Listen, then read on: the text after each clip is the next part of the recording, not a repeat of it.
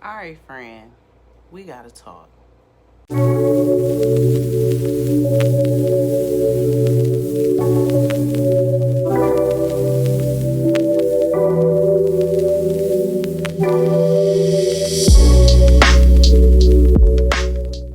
What's up, y'all? I'm Cherish. If this is your first time here, welcome to the family. This is a place where faith meets real life. And if you back again, hey boo, you already know the drill. How was your week? Was life, man? Because let me tell you, baby, mine was. Any praise reports, prayer requests, drop them down in the comments so we can celebrate with you. Now, let's get into it, friend, because I've got a lot of things to say. Y'all, my last video was, I want to say, almost 2 months ago. And everything was flowing. When I tell you the videos were consistent, the energy felt right, I was finally walking in what God called me to do. I remember thinking like, okay, God, this is it. Let's go. And the minute I got that momentum, the enemy came swinging out of nowhere. My work schedule flipped. My hours were crazy, unexpected stress. I was exhausted. And home, that got out of sync too. Chores piled up. My kids needed more of me. Homeschooling was lagging a bit. We was very relaxed. My husband and I were trying to stay balanced, but everything felt like it was happening all at once. Like, have you ever been there, friend? Where you're finally doing something for you, stepping into purpose, and then suddenly it feels like the rug gets snatched out from under you. It was like the enemy said, "Oh, you thought you was finna move in purpose? Let me knock you off the board real quick." And friend, I'm not gonna lie, for a minute it worked. I stopped showing up, not just on camera, but in other areas too. I felt myself shutting down. The passion was still there, but I didn't have the strength. And that's when I knew this wasn't just life happening, this was spiritual. But let me tell you something, friend. I might have gotten knocked off the board for a second, but I wasn't out the game. Because even when I stopped showing up, God never stopped working. Sometimes we think if we're not performing, if we're not producing, then the purpose is paused, but it's not. God knew I would hit this wall. He knew I needed this reset, and He allowed it. Not to punish me, but to remind me that it was never about my own strength. It was about His. So I gave it to Him. The stress, the pressure, the feeling of failure, like literally all of it. I said, Lord, if you want me to keep doing this, you're going to have to carry this because I'm tired. And He did.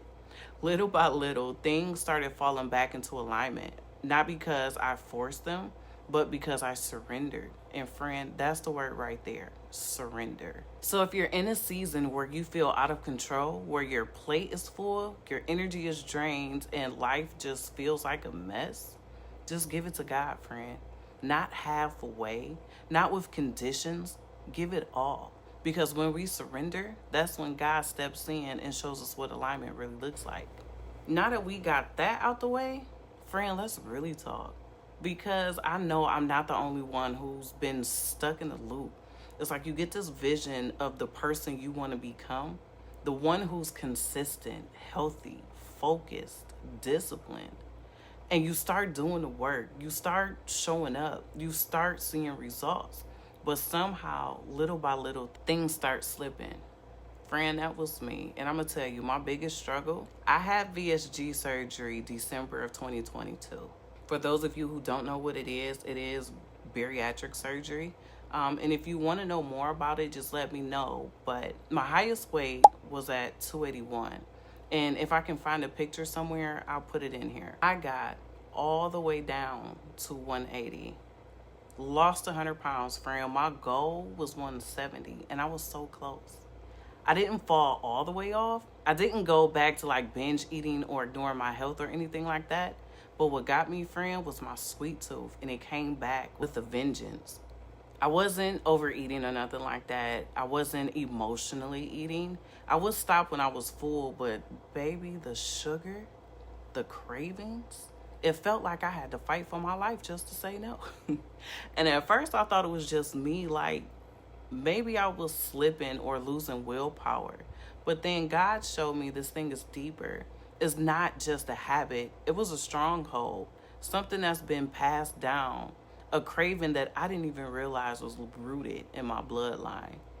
I didn't gain everything back, and to be fair, it has been over 2.5 years. Right now, I'm holding steady at 210, but that goal, that 170 I was working for, that I was so close to, I'm not giving up on it. Not because of the number, but because I really want to break this cycle once and for all. I'm tired of being stuck in a loop. Because this isn't just about weight, it's about freedom. Freedom from gluttony, freedom from generational patterns, freedom from letting one craving having the final say over my health, my discipline, and my destiny. So I'm back in the fight, not starting over, but starting fresh with intention, honesty, and with God leading me this time. But friend, it hit me one day. This wasn't just about weight or sweets or routine. It's about me. Me showing up for the life God called me to. Me getting back to the woman that I know I'm supposed to be. Because let's be real. When I stopped filming, when the habit slipped, when the routine faded, it wasn't just content that paused. My ministry paused. The mission paused. And I didn't realize how it was all connected until I started feeling like I was losing myself. Friend, sometimes the enemy doesn't need to destroy you. He just needs to distract you, pull your focus, steal your energy, make you so tired from life that you stop showing up for your purpose. And that's exactly what happened to me, friend. But not anymore. This is my reset. This is my comeback season. I'm not just taking better care of my body. I'm taking better care of my spirit. I'm not just kicking sugar, I'm kicking silence. I'm reclaiming my voice, reclaiming discipline, and reclaiming my peace.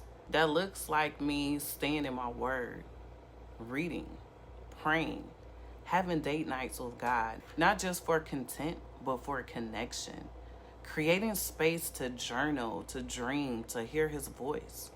It means working out again. Not for a look, but for strength. Making better food choices, not for perfection, but for freedom. Because every time I choose discipline over comfort, I'm taking back territory that the enemy tried to steal. This is what showing up for yourself looks like, friend. This is what breaking the loop looks like. And this time, friend, I'm not just dreaming about it, I'm finna do it. So if you've been feeling like everything is out of control, if your schedule is a mess, your motivation is gone, and you barely recognize the version of yourself that you're showing up as lately, I see you, friend. I am you. But I need you to know this. Just because it feels like you're failing doesn't mean that you are. Just because you're in a low season doesn't mean God walked away. And just because you're tired, it doesn't mean that it's over.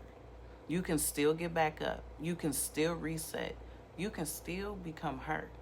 That version of you that's strong in her faith, who gets back up when life hits, who's disciplined, joyful, balanced, and full of purpose. She's in you, friend. You didn't lose her. You just got a little distracted. But guess what? You're not stuck. You're not behind. You're becoming. If you're on your own journey of getting back to you, let me know in the comments, friend. Tell me one thing you're working on, whether it's discipline, your health, your prayer life, or your confidence. I want to know.